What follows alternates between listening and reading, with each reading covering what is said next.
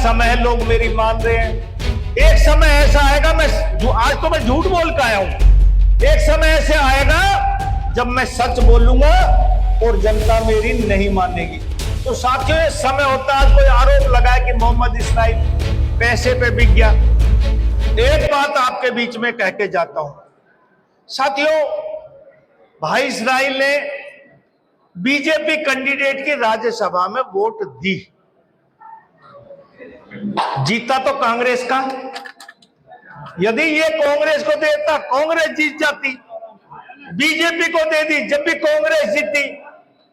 और इसके देने ना देने से कोई फर्क नहीं पड़ा। फर्क पड़ा तो आप लोगों को ऊपर पड़ा। बीजेपी की सरकार तो है 5 साल तक। ये एक एमपी ना बना या वोट दे दी ना दी, ये मेंबर रहेगा ना रहेगा वो अलग मसला है। इसके जीतने हारने से बीजेपी का तो पूर्ण बहुमत की सरकार है। और जो समय बचा है 3.5-4 साल का, बीजेपी की सरकार रहेगी और नायब सैनी जी इस प्रदेश के मुख्यमंत्री रहेंगे।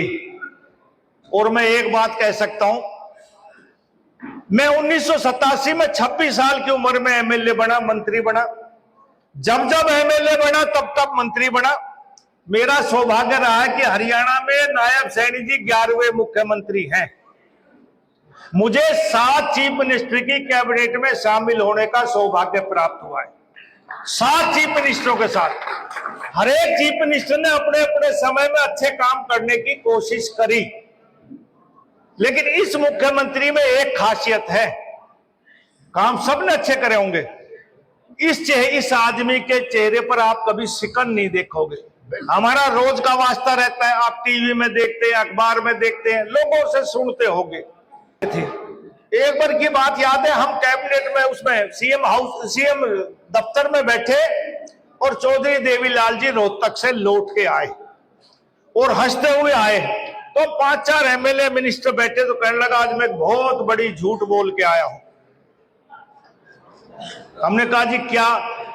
बोलो मैं कह के आया हूं कि चरण सिंह का लड़का अजीत सिंह 10 करोड़ रुपए में कांग्रेस के हाथों बिक गया। ये ऑन रिकॉर्ड कह रहा हूं मैं आपसे। मैंने कहा कैसे? क्योंकि उस टाइम अजीत सिंह ने कांग्रेस का साथ दिया था, 88-89 की बात है। बोले ना मैंने पैसे दिए ना मैंने लिए, लेकिन आज मैं बोल आया और लोगों ने बहुत तालियां बजाई। बोला आज मेरा समय है, लोग मेरी मान रहे हैं।